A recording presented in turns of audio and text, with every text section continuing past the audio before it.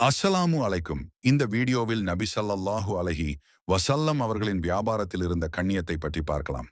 அதற்கு முன்பு இந்த வீடியோவை இப்லீஸ் பார்க்க விடாமல் தடுப்பான். எனவே அவனை எதிர்த்து லைக் செய்துவிட்டு அல்லாஹு அக்பர் என்று கமெண்ட் செய்து சப்ஸ்கிரைப் செய்யவும். மக்காவின் பரபரப்பான நகரம், பெரிய வணிகப் பாதைகள். ஆனால் அந்த நகரத்தில் ஒரே ஒருவருக்கு மட்டும் நம்பிக்கைக்குரியவர் என்ற பெருமை. நபி ஸல்லல்லாஹு அலைஹி வஸல்லம் அவர்கள் நபித்துவம் பெறுவதற்கு முன்பே வாணிபம் செய்தார்கள். ஆனால் அவர்கள் சாதாரண வியாபாரி அல்ல. நேர்மையும் நம்பிக்கையும் கண்ணியமுமே அவர்களின் வியாபாரத்தின் அடிப்படை. சிறுவயதில் ஆடுகளை மேய்த்தார்கள். பின்னர் வயது ஆக ஆக மக்கா மக்கள் அனைவரும் அவர்களை அல் அமீன், நம்பிக்கைக்குரியவர் என்று அழைக்கத் தொடங்கினர். ஏனெனில் அவர்கள் ஒருபோதும் பொய் பேசவில்லை, ஏமாற்றவில்லை, மறைத்துக் கொள்ளவில்லை.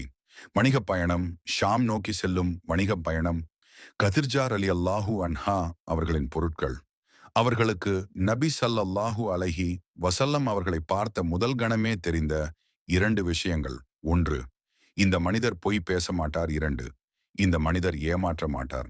அதனால்தான் தனது பெரிய வணிகப் பொருட்களையும் முழு நம்பிக்கையுடன் அவர்களிடம் ஒப்படைத்தார். அந்த பயணத்தில் நபி அவர்கள் மிக உயர்ந்த லாபம் ஈட்டிக் கொண்டு வந்தார்கள். ஆனால் ஒவ்வொரு கணக்கும், ஒவ்வொரு மீதமும் சுத்தமாகவும் நேர்மையாகவும் எதையும் மறைக்காமல் ஒப்படைத்தார்கள். இதுதான் கதிர்ஜா ஜருரான் ஆரா அவர்களின் மனதில் இவர் உண்மையான மனிதர் என்ற எண்ணத்தை உருவாக்கியது.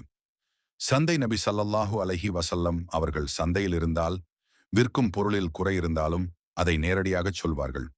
எடையிலும் அளவிலும் சிறிதளவும் குறைக்க மாட்டார்கள். உண்மை பேசுவது அவர்கள் செயல் அல்ல, அது அவர்களின் இயல்பு. ஒருவர் ஏழையாக இருந்தால் அவர்களுக்கு விலையை குறைப்பார்கள். சில நேரங்களில் மொத்தமாக மன்னித்து விடுவார்கள். உணர்ச்சிகரமாக இந்த நேர்மை, இந்த நம்பிக்கை காரணமாக மக்கா நகரமே அவர்களை அல் அமீன் என்று அழைத்தது.